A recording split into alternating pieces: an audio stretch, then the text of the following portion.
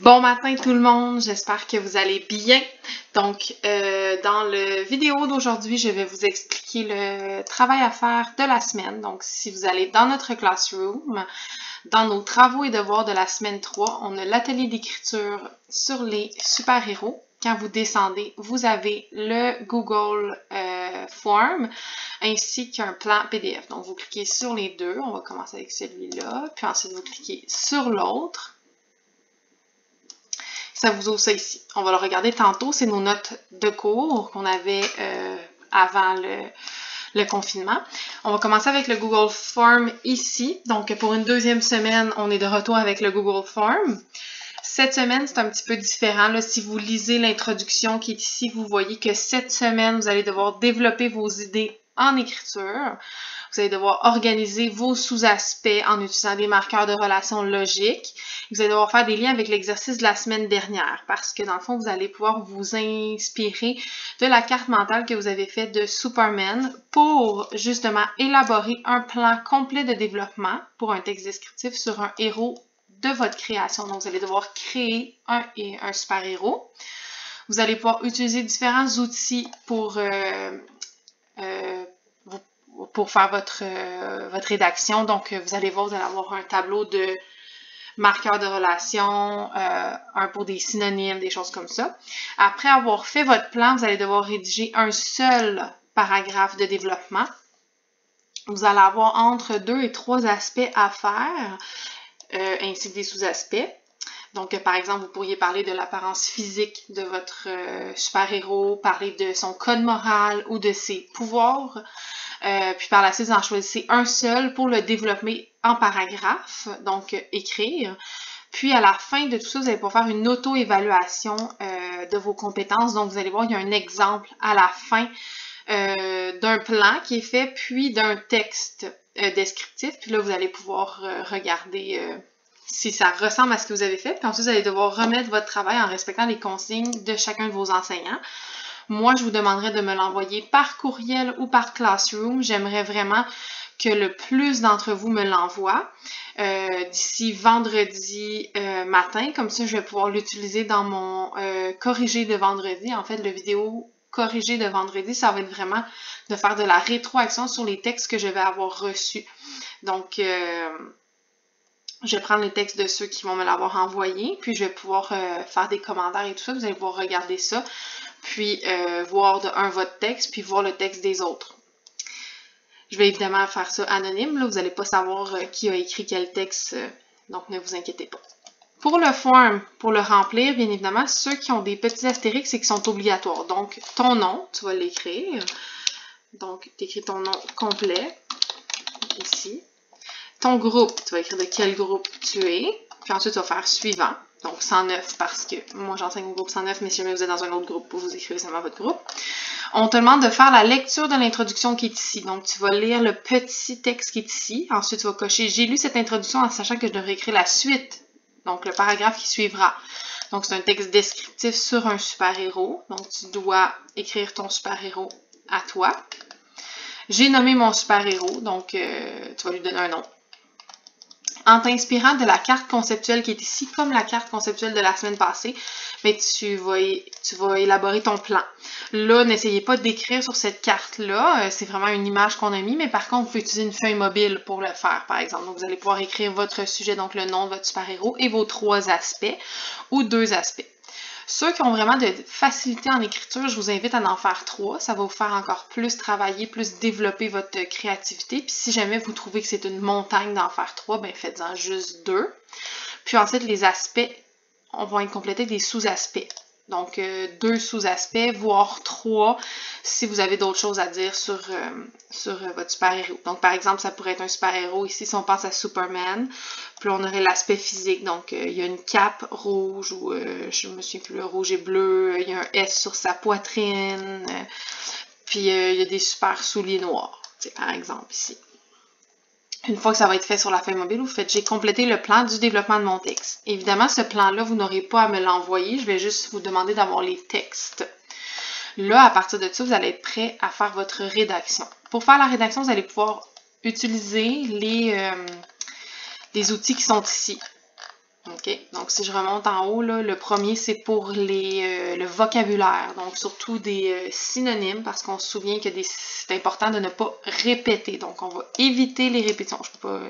On va éviter les répétitions ici, à l'intérieur d'une phrase ou même d'un paragraphe, en utilisant des pronoms, des synonymes. Bon, si jamais vous voulez parler d'une personne, vous allez pouvoir dire un individu, ben là, un salarié. Je pense pas que votre héros est salarié. Hein? D'habitude, ils font ça par passion. On le sait tous. Donc, vous allez pouvoir regarder ces synonymes-là. Ensuite, pour le lexique, pour décrire un personnage, si jamais vous prenez la description physique, bien là, si vous voulez parler de ses cheveux, sa bouche, son haleine, sa voix, ses lèvres, donc là, on vous donne des idées de choses que vous pouvez dire. Si jamais vous prenez les pouvoirs magiques, bien, vous pouvez aller voir en ligne des synonymes de pouvoir, des synonymes de peu importe. Ensuite, les organisateurs textuels. Donc, comment vous allez structurer votre texte. Premièrement, tout d'abord, ensuite, pour poursuivre, donc on regarde ça ici, puis on s'en inspire pour pouvoir écrire notre texte. Donc ici, maintenant, compose ton paragraphe de développement, tu dois en rédiger un seul, entre 75 et 100 mots. Tu peux travailler avec la méthode de ton choix. Donc, vous pouvez l'écrire dans Word, dans Google Doc, comme vous voulez, et par la suite, vous me l'envoyez par courriel. Si jamais vous avez oublié mon courriel, vous pouvez regarder. Dans le fond, il est écrit juste ici, là, si je referme ça ici, vous voyez, il est écrit juste ici mon courriel, si jamais vous l'oubliez dans la description. La description va probablement avoir changé là, quand je vais ajouter le lien de ce vidéo présent. Donc, tu l'écris comme tu veux, puis tu me l'envoies par la suite par courriel ou par Classroom. Et vous allez pouvoir utiliser peut-être le plan ici pour vous aider, surtout pour faire votre développement. Ça, c'est les notes qu'on avait prises ensemble, donc l'introduction, on ne la fait pas. On est au développement. Donc, il te faut un organisateur textuel. Ensuite, il te faut une phrase où tu reprends ton aspect. Donc, premièrement, le paragraphe suivant parlera de l'aspect physique de mon super-héros, parlera des pouvoirs de mon super-héros, parlera des pouvoirs de, puis là, vous nommez son nom directement. Ensuite, vous allez décrire l'aspect en parlant des sous-aspects. Et dans les sous-aspects, vous allez utiliser des marqueurs de relation. Donc, à chaque fois que vous changez de sous-aspect, vous mettez un marqueur de relation. Puis ensuite, vous avez comme une phrase de conclusion partielle, on s'en souvient. Bref, et là, on reprend. Bref, son apparence physique est hors du commun. Bref, son apparence physique lui sert dans sa quête de justice. Peu importe, là. Donc, vous mettez une petite conclusion partielle à la fin. Et là, vous devriez être en business pour faire votre paragraphe. Fait qu'à la fin, vous allez écrire « J'ai complété mon paragraphe ». Ensuite, on vous demande d'identifier, en les surlignant, les marqueurs de relation que vous avez utilisés. Donc, j'ai identifié les marqueurs de relation. On vous demande de faire ça surtout pour que vous puissiez voir facilement si vous en avez assez, s'ils concordent ensemble, s'ils sont cohérents un après l'autre. On ne veut pas dire premièrement, puis en deuxième lieu. On se souvient que ça ne va pas ensemble. Donc, premièrement, deuxièmement, et tout ça. Ensuite, après ta rédaction, on donne des outils de révision de texte. Donc, regarde que les consignes sont respectées. Est-ce que tu m'as décrit ta cuisine ou tu m'as décrit ton super-héros? Si tu m'as décrit ta cuisine, peut-être quelques petites choses que tu n'as pas compris.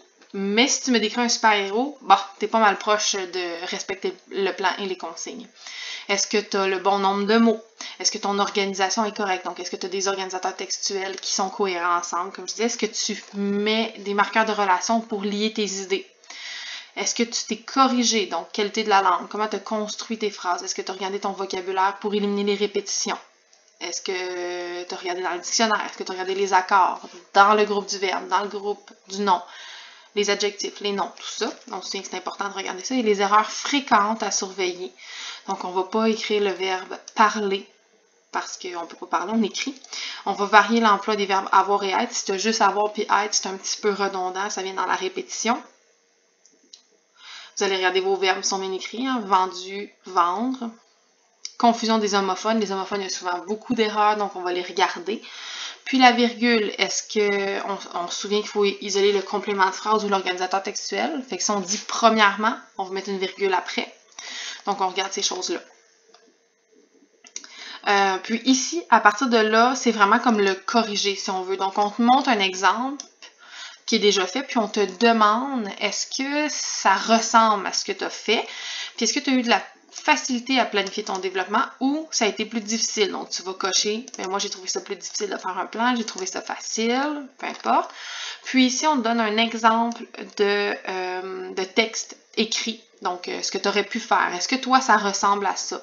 Est-ce que c'est de qualité comme ça? Est-ce que tu as eu de la facilité à écrire ton texte ou pas? Fait que j'ai eu de la facilité, j'ai eu de la difficulté. Ici, c'est écrit, si tu as répondu que tu as eu de la difficulté, transmets une copie à ton enseignant. Moi, je vous demande de me l'envoyer systématiquement. Dès que tu l'as fait, tu peux me l'envoyer, que ce soit que tu as eu de la difficulté ou pas, tu me l'envoies. Puis, dans le fond, moi, j'aimerais ça en avoir le plus possible. Fait que je vais pouvoir faire une rétroaction qui va être quand même assez de qualité.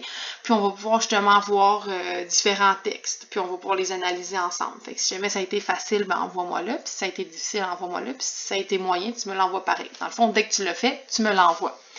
J'ai complété mes travaux de français de la semaine et je les ai transmis aux besoins. On sait, nous, c'est pas aux besoins, je les veux tous. Puis là, tu vas faire envoyer. Bien évidemment, je ne le ferai pas ici là, parce que sinon, ça va l'envoyer, puis on va le voir, puis finalement, ben, c'était juste un exemple. Donc, vous allez faire envoyer par la suite, puis vous avez fini vos travaux pour la semaine. Donc, ça ne devrait pas être si long. Puis en plus, c'est le fun parce que vous allez pouvoir utiliser